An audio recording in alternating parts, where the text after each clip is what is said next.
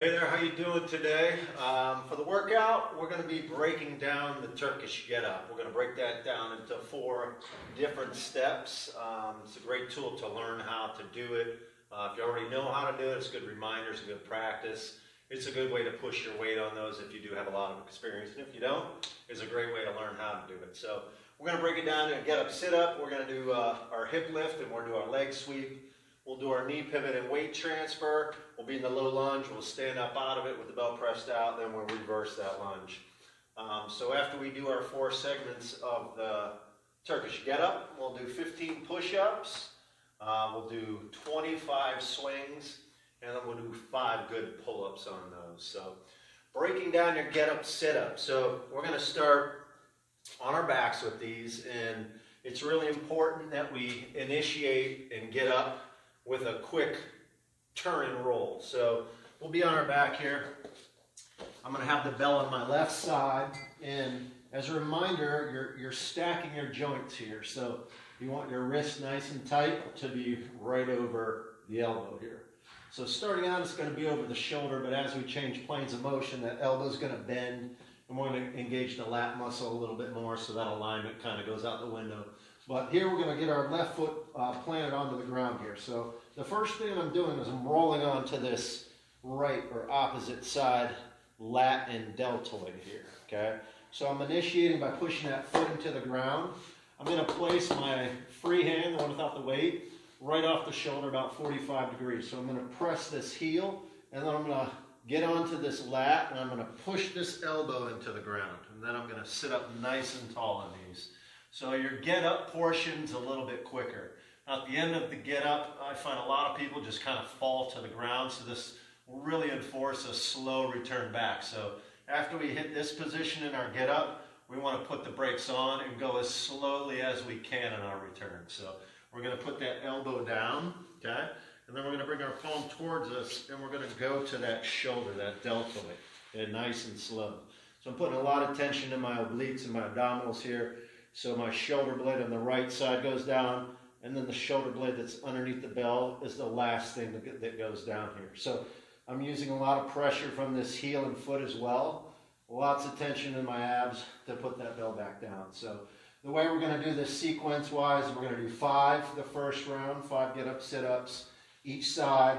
Second round, we're going to do 4, 3, 2, and then last you're going to do 1 each side. So that's going to be your get-up, sit-up. So we're going to do that on each side. Then we're going to do our hip lift and our leg sweep. So the bell's going to be pressed out. We're at the tall seated position. You're going to lift your hips, and you're going to sweep your leg underneath and through. And that's when that plane of motion starts to change and the elbow starts to change. But here, I'm loading up my lat. So I have this bell back behind me. It engages my lat muscles. So we get to this kneeling position. We're bringing the leg back through. We make sure we have good alignment on this palm on the ground. And then nice and slow and control and get the hips down. So we'll do that 5 times each side. Your knee pivot, your weight transfer. So we get to this tall kneeling position. Our hips are up. We sweep this leg through. Okay. So we're going to weight transfer, and then we've got to square our leg up. To return back to that, we've got a knee pivot because that opens up your hip in order for you to lean or get in position to put the palm down. Otherwise, it's just kind of a fall from this position. So pivot that knee so the heel comes underneath you. Find the floor with the hand. It should be right in line with the knee there. So we're going to weight transfer, knee pivot, weight transfer. So that'll reinforce a sticking point for a lot of people. So 5 of those each side. Then we're going to be in our low lunge position. Okay, we're squared up. We're going to stand and then reverse it. So 5 each side on those. Push-ups, we're going to do 15 of them. If you're push-up challenged, get your upper body up. So we could do these elevated, okay? So palms are up, higher. We could do them on a barbell. We could do them on a bench, something sturdy. If push-ups are easy for you, elevate your feet, okay? So that'll add more tension to the upper body, more weight to it. Otherwise, just do a standard push-up. So when you're lining up with a push-up, palms in line with the shoulders. Specifically, the pinky lines up with the outside, the middle finger with the center of your shoulders here. So that should be my push-up stance. We're going to inhale down Exhale up and out. Just always make sure our pelvis is tilted forward. Legs stay tight with those. Inhale in, exhale up and out. Then we're going to do 25 swings or deadlifts. As always, we want to get into good swing ready position. Your hips are back, your chest is lifted. Okay, we get the ball of the kettlebell in line with our fist. We pull our shoulder into the socket.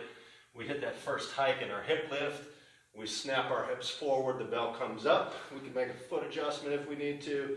Get your hips back, inhale into it, exhale up and out. Okay, so we want a full lockout in those lats and the torso and the hips and the legs, and put tension into the body going through that upswing.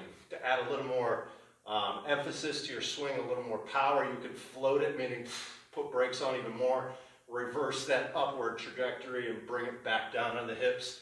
That adds a little more to each rep. If you're practicing, we can do some deadlifts where our hips are back. We inhale into it, exhale up and out. Similar mechanics, but it'll reinforce a good hinge, good breathing, and you can slow it down and not have to worry about momentum as you do with the swing. And then we're going to get a pull-up. So your palms are going to be forward. We're only doing 5 today. Just want to reinforce good quality movement with those. We don't dead hangs on each one. Hands are going to line up right over your shoulders.